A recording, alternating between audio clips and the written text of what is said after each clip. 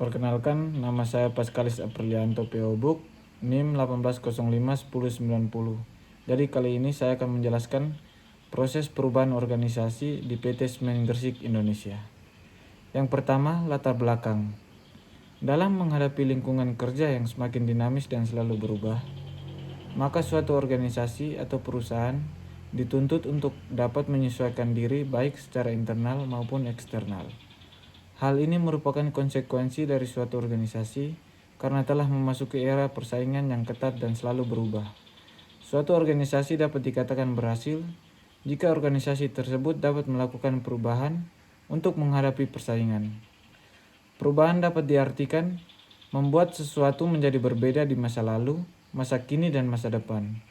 Untuk merealisasikan perubahan tersebut, harus menggunakan rencana yang matang dan penuh perhitungan. Seperti halnya yang dilakukan di PT Semen Gresik sebelum melakukan suatu perubahan. Perusahaan ini dengan terencana dan terarah melakukan kegiatan perubahan yang berorientasi pada tujuan yang ingin dicapai.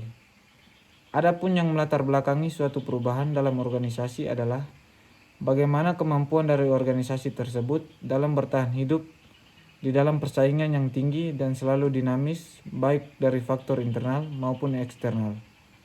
Ada beberapa tujuan perubahan di PT Semen Gresik adalah sebagai berikut. Yang pertama, perubahan dalam upaya perbaikan kemampuan organisasi untuk menyesuaikan diri terhadap perubahan lingkungan.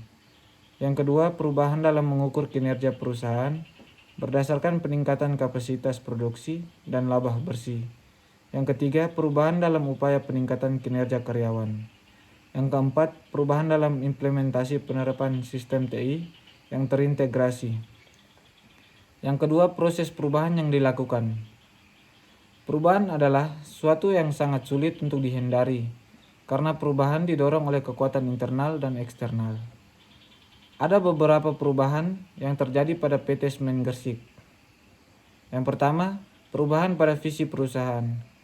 Visi perusahaan yang sebelumnya adalah menjadi perusahaan persemenan terkemuka di Indonesia dan Asia Tenggara. Dan kini visi tersebut menjadi perusahaan persemenan internasional yang terkemuka di Asia Tenggara.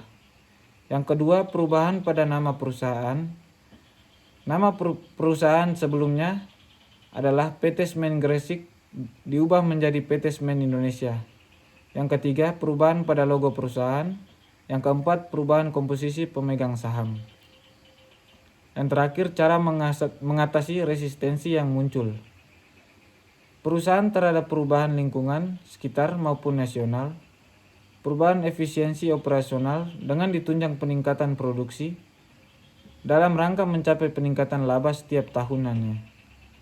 Perubahan sistem karyawan baik rekrutmen sampai kesejahteraan serta penerapan sistem TI yang terintegrasi dan terstruktur antar semua lini yang bertujuan untuk efisiensi dan mempercepat waktu.